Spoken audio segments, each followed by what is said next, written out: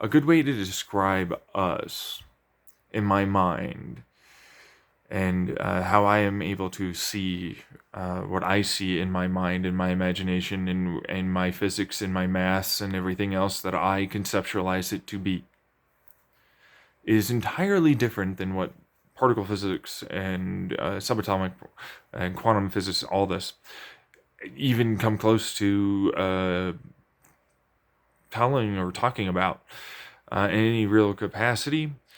Um, it's one of those odd things where it's like, what's a word for fields or small, regardless of the infinite interconnectivity, dimensionality aspect of a singular field, to where it's both infinitely small and infinitely large, almost, if not very close to, you know, uh, and that in its own right is a just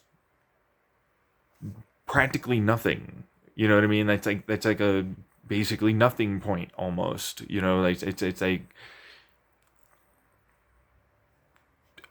might as well not even be a particle. You know, and that's such an odd concept to people, I feel.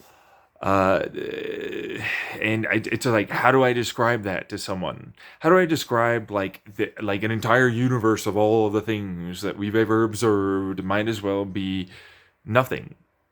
You know what I mean? Might as well be as infinitesimally, insignificantly, although not to us, small, and meaningless in a lot of ways to the interactive nature of these larger concepts that I go on about.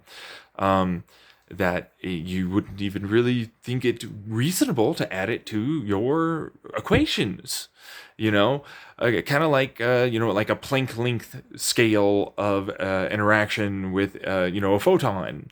Although, like, down a few hundred light years away, it meant something, like or that kind of thing, right?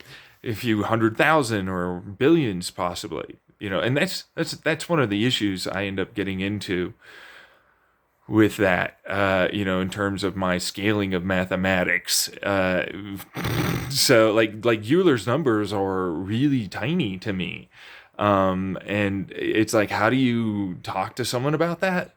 Like the concept of those numbers, it's like we're talking number concepts that don't really feasibly make sense, because you're not going to say anything like that for the trillions of upon trillions of years it would take to even say the shorthand version of it. You know what I mean? So